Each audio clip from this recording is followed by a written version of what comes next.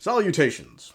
Folks, I'm gonna be honest, wasn't the biggest fan of the story in this patch. Asat Pramad, a Lord Ravager, rather underwhelming. Lasted as a threat about a patch longer than the self-proclaimed Alpha Wolf of the Xianzhou, but, I shall refrain from speaking on what I didn't like, because I know how to pick my battles. I've seen what happens when people go astray,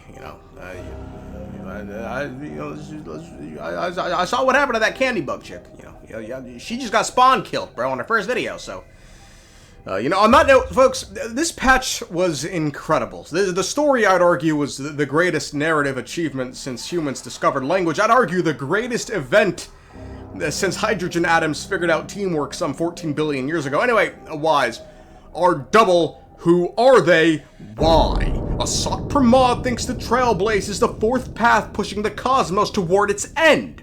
Why? Nihilux. There's some bullshit going on here. I mean, come on. Why? It's still horrifically unclear if Ashveil is alive or dead.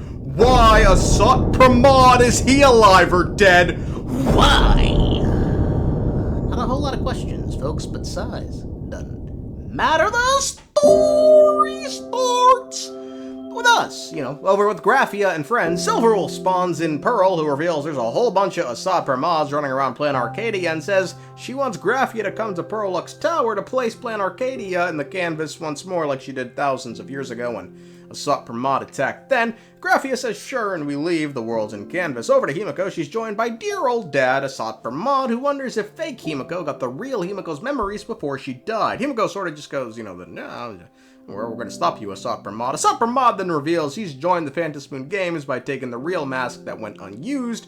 After Evanescia drew us the raccoon mask, he then does magic. Well then, how will a Lord Ravager win this game? It's simple. What I'll be promoting isn't a miracle. But the price tag you ignored. As you enjoyed the miracle.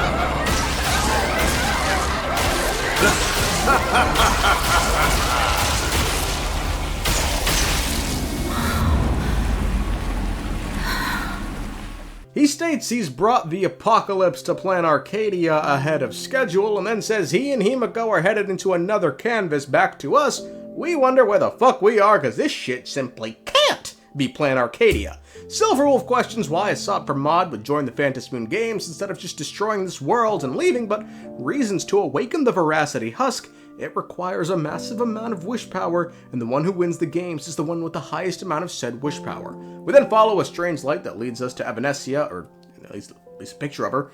She doesn't sound so hot, but says Himeko is doing fine. Blade hides his excitement at seeing the Tree of Abundance on its last legs. Evanescia says for the games, this is Asat Pramad's miracle. He's brought the end of the world. Blade then appropriately asks what she, the referee of the games, is gonna do, but Evanescia says, no, you will not be seeing me.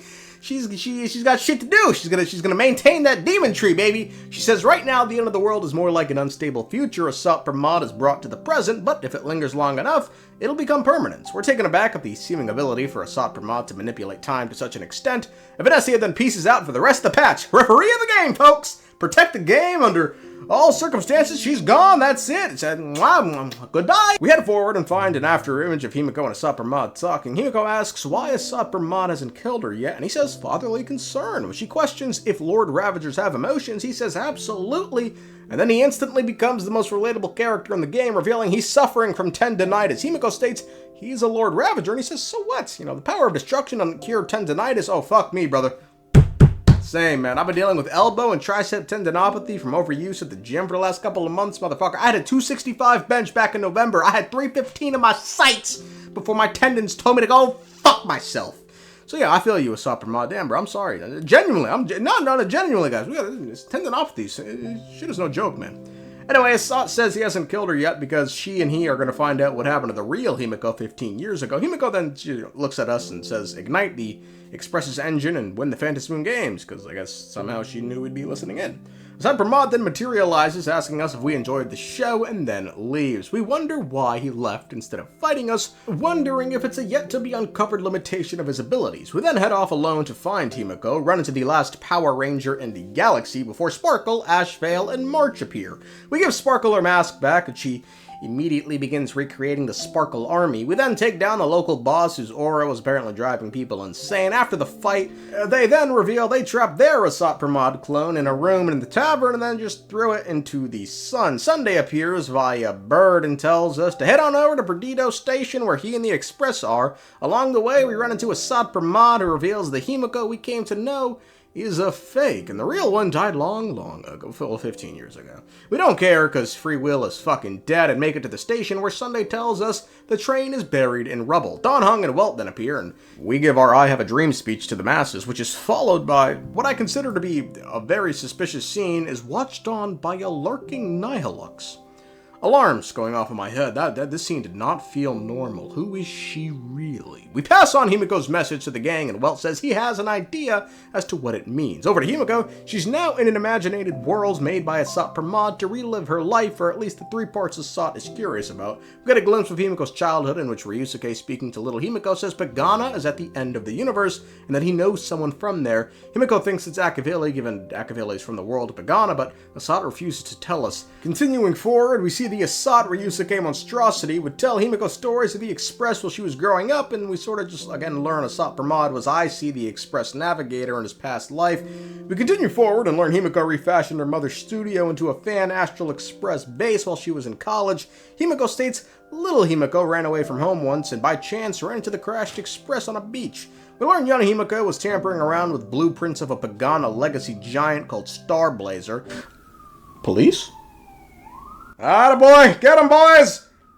Do away with those evildoers! Yeah, hell yeah! That's what we like to see, baby. Asat gives us some background on Pagana's legacy, stating these giant weapons helped Pagana run through the universe, conquering lots of planets, and were glorified as the trailblaze, but Himeko reveals they also journeyed along with the Express. Asat realizes then that the Starblazer he encountered earlier was an imagine of Himeko's doing rather than, the real deal. We head later into Himeko's life when she was attempting to repair the Express, but due to the weathering curse wound up in what looks like a fucking insane asylum from the 50s. We learn little Himeko made big Himeko, whose name is Motoko, the good old Planarcardian way, by painting her into existence. Motoko has been helping repair the Express. Himeko is the mind, and Motoko is the body that moves.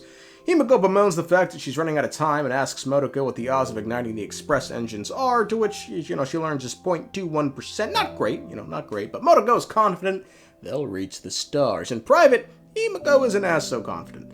Later, Motoko suggested they join the Phantom Moon Games, but Himeko reveals that one of their ancestors already tried, and even after winning the games, could not be cured of the weathering curse by the elation. So, Motoko says they should instead wish for Aha to ignite the engines then. As for the miracle, she suggests they create Starblazer. Asat then plays out how he thinks the rest of the story went. Together, the two Himekos killed the Herald of Death with the imaginated Starblazer, and after winning, Himeko then asked Aha to pass on her identity, memories, and dreams to Motoko so she could travel the stars while Himeko rots at the fucking Oregon State Hospital. Anyway, we then learn what really happened, and it starts with a reunion between Himeko and Motoko. She shares with Motoko all that's happened on her travels, and she reveals she even managed to trick a Lord Ravager into believing she's an imposter. Asat Pramad is baffled before realizing he's just been wrong this entire time and that it wasn't Motoko who survived all those years ago, but the real Himeko. He expresses such joy at the fact that his daughter is alive and not the fucking body snatcher before revealing he was the one who thousands of years ago struck down the Astral Express. 15 years ago, he once again found himself on this world, saw the Express taking for the skies, aimed at it, but chose not to bring it down because it might be fun. We then head to the crashed Express in the past, and Asat questions how Himeko survived the weathering curse.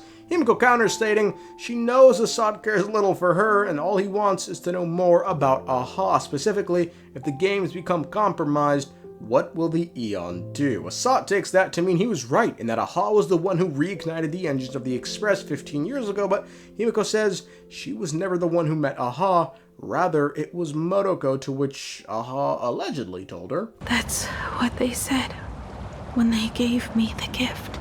Let's just call it, a long overdue compensation. Modoko then says goodbye to Himeko because she traded her life for the young saps. Himeko reveals she clocked Asat Pramad's ability to imaginate possibilities, but the problem is, for instance, when imaginating versions of himself appearing in multiple locations, if one is defeated, it shatters the lie and the ability loses effect. Himeko then sends out the express distress signal to reach her friends in reality. Pramad laughs before revealing he's not here for Aha or Himeko. In the name of Terminus, he's here to end the Trailblazer's journey. Over to the Trailblazer, we try and clock if Himeko left us a secret message within her words. March then uses the power of voodoo to remember a conversation between Himeko and Welt that she was not present for. I remember this part of the Penacony story quest. March was not here. How she managed to remember a conversation that she may well not have even known happened because she wasn't present is known only but to God. Anyway, Himeko just says the music box invite had the express distress signal in it, so we take it to mean that we should use the express to pick up on her signal, assuming she sent one out.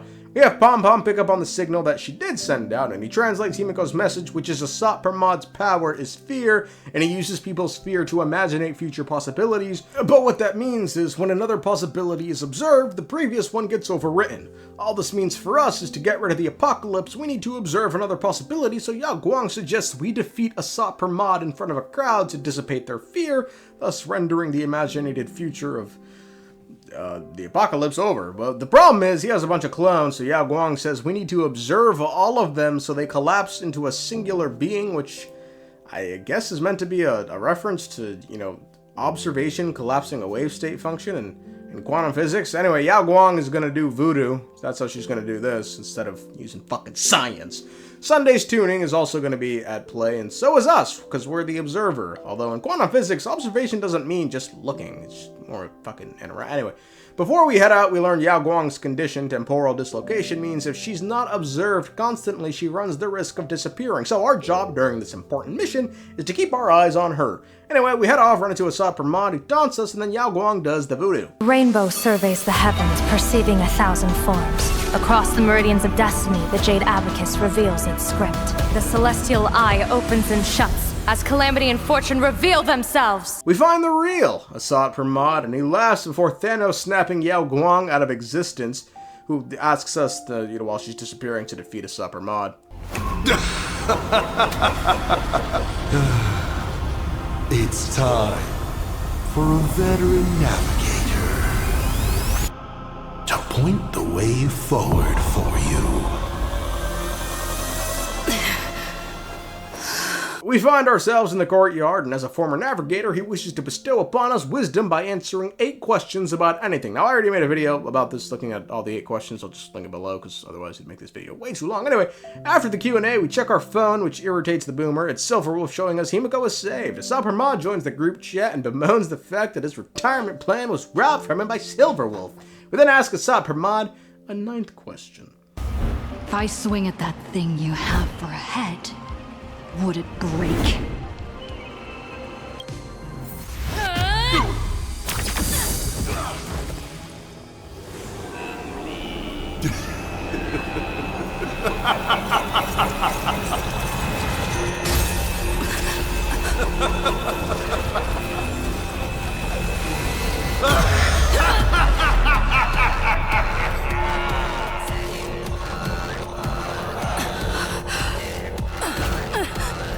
Ruin be upon the world. The myriad colors return to the void. Your failure is written in stone.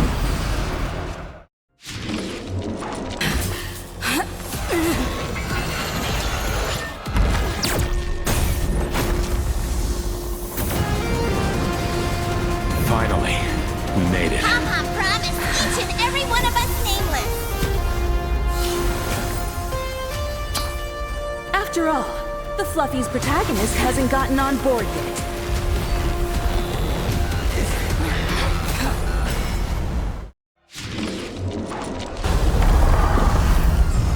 You shall witness the reality of all things turn into silence.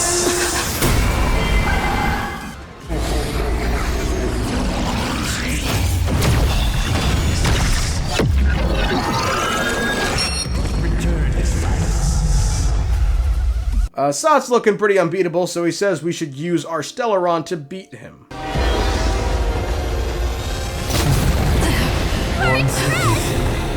The Express is full.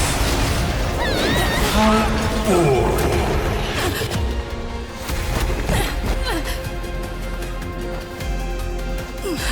Now, you and I both see the imminent apocalypse. You've failed. The game ends here.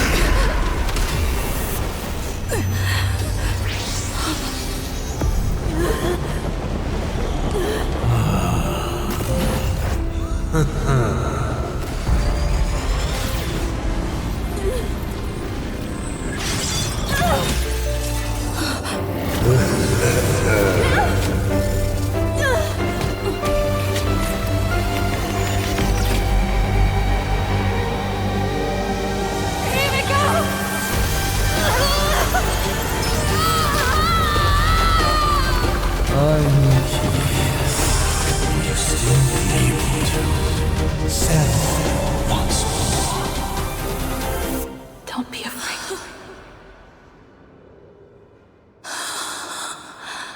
I'm here. We find ourselves at the beach. The Express crashed. We're in a scene in Himeko's memories. We say we gotta go, but Himeko says she can't come with us. Apparently, when Himeko hugged us, our stellaron heard Himeko's deepest wish, which was to return here and speak with Motoko and share all that's happened with the life Motoko gave her. Also, apparently it wasn't Aha Motoko met that granted her wish, it was the shadow of the Phantos Moon. The game then spends the next 10-15 minutes trying its fucking darndest to convince you Himeko is gonna die, despite the fact that we've yet to see her second form used to promote this upcoming patch. Himeko then vanishes, and it's then our double appears, and now I, fucking really regret having this fucking mem hat on. Just kill the aura. He says in order for us to continue, Himeko had to die, for a reason I still don't think I understand. Our double then tells us the future. Apparently in 8 hours the veracity is going to come, a feast, and the laughter will go missing. We ask if that's the future they experienced, and the name changes to us from the future before they confirm that's one of the paths they have already walked, which sounds eerily similar to Terminus, who moves backwards in time. He says the future in which Himeko's wish is granted by the stellaron leads to a terrible future. We say we won't accept that future and make a wish to our own stellaron to replace hers, and the wish is that everyone's coming with us to the next stop. No man left behind, baby. Our double then, disappears, seemingly content, before stating we will meet them again one day, and he will put an end to our journey.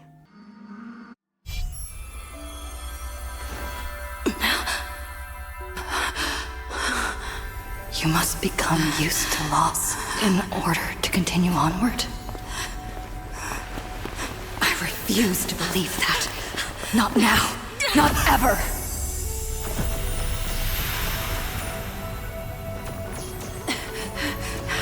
My unfulfilled promises. I will fulfill them all tomorrow. I will prove that we can move onward without making these so-called sacrifices. So, the Astral Express only has one navigator, no matter the reason.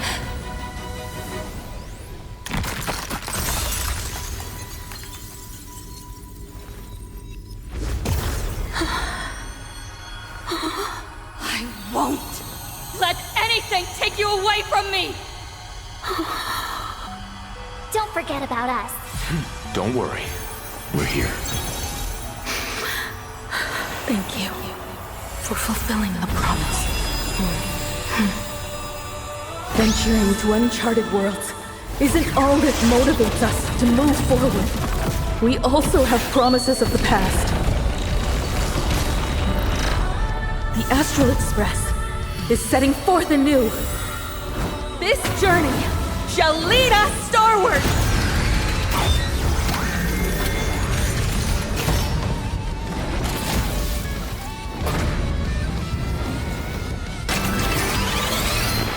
Finally!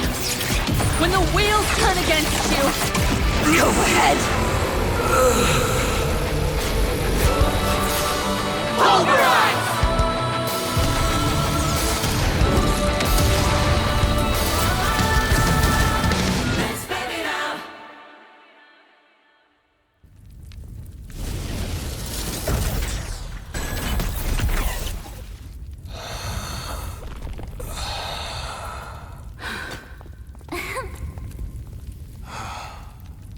Asat went out like a fucking bitch, but on his last legs mocks us, stating the stellaron activation will shift the entire cosmos' fate into a different trajectory. It's then the entire world begins shaking. Asat Pramad laughs and reveals the veracity is awakening and leaves us with one final message. Good luck. No.